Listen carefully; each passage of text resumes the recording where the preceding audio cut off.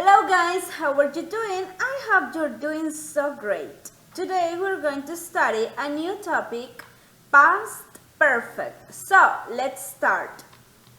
Past perfect. The past perfect, also called the pluperfect, is a verb tense used to talk about actions that were completely before some point in the past. The past perfect tense is for talking about something that happened before something else. For example, Christine had never been to an opera before last night. So, that is an action that happened before something else. So, grammar structure. First, we have the affirmative form. First, you have subject plus have. In this case, you are not going to use have or has, depends on the subject, because you are going to use the past form of has and had, right? Like had. Then you have the past participle plus the complement. Let's see an example. You had studied English before you moved to New York. First, you have the subject, you, then had, that is the past, right? And also you have the past participle, started, and the complement. What about the negative form? Here you have the subject plus had, plus not, plus past participle, and the complement. You had not studied English before you moved to New York. So first you have the subject, then had. After the auxiliary had, you're going to write the word not, and then the verb in past participle, right? So, yes, no question. Had plus the subject plus past participle plus complement, and also don't forget the question mark. Had you studied English before you moved to New York? This is a yes, no question, so you have to answer with the short form. For example, yes, I had, if it is an affirmative. If it is negative, the answer, you're going to say, no, I haven't. What about a WH question? First, you have the WH question word plus had plus the subject plus past participle plus the complement and the question mark.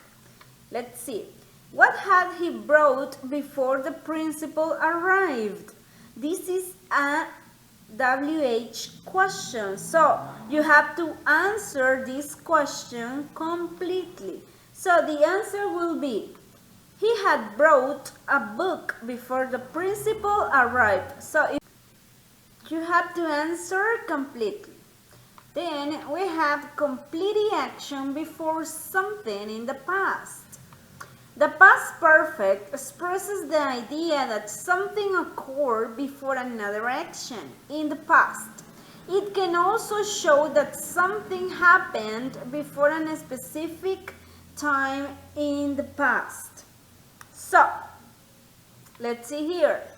You have this picture. So, if you notice the circle, that is the action that started in the past, but before a specific time, right? But continue in the past. So that is something that happened or occurred before another action, but always in the past. Let's see some examples. First, I have never seen such a beautiful beach before I went to Kauai. So, I haven't seen, I have never, right? Until you've been there in Kauai, right? Second, Tony knew New York so well because he had visited the city several times.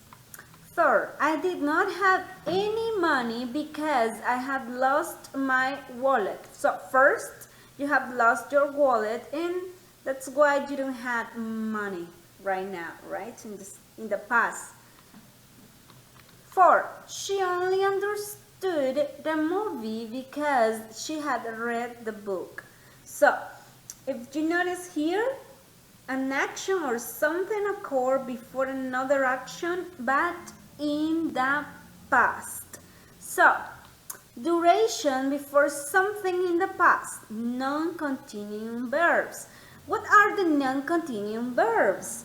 Verbs that cannot be used in continuous forms. They are verbs that you cannot see somebody doing. For example, like, love, hate, taste, smell, etc. So, with non-continuous verbs and some non-continuous uses of mixed verbs, we use the past perfect to show that something started in the past and continue up until another action in the past. Let's see. If you notice here, the action or the thing happened or started in the past, but continue until another action, but in the past also. Let's see some examples. First, we had that car for 10 years before it broke down. 2. They felt bad about selling the house because they had owned it for more than 40 years. So, here you're using the verb selling, right, the house, but you felt bad. That's why you are not using the progressive form here, right? That's why that is a non-continuous verb. Although the above use of past perfect is normally limited to non-continuous verbs and non-continuous uses of mixed verbs, the words live, work, teach, and study are sometimes used in this way even though they are not non-continuous verbs. So, specific time with the past perfect. Unlike with the present perfect, it is possible to use specific time words or phrases with the past perfect. Here you have, right, the representation, an action, the first action and the second action in the past. Examples. She had visited her Japanese relatives once in 1993 before she moved in with them in 1996. So, in this example, you are using a specific time in the past, in 1993. So, moreover, you can say, if the past perfect action did occur at a specific time, the simple past can be used instead of the past perfect. When, before or after it is used the sentence. The words before and after actually tell you what happens first. So, the past perfect is optional. For this reason, the second sentence, she visited her Japanese relatives once in 1993 before she moved in with them in 1996. Both of these sentences are correct. The first one is in past perfect and the second one in simple past. So, both of them are correct. Adverb placement.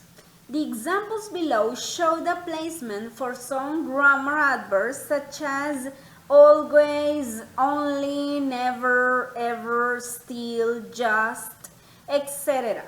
For example, you had previously studied English before you moved to New York.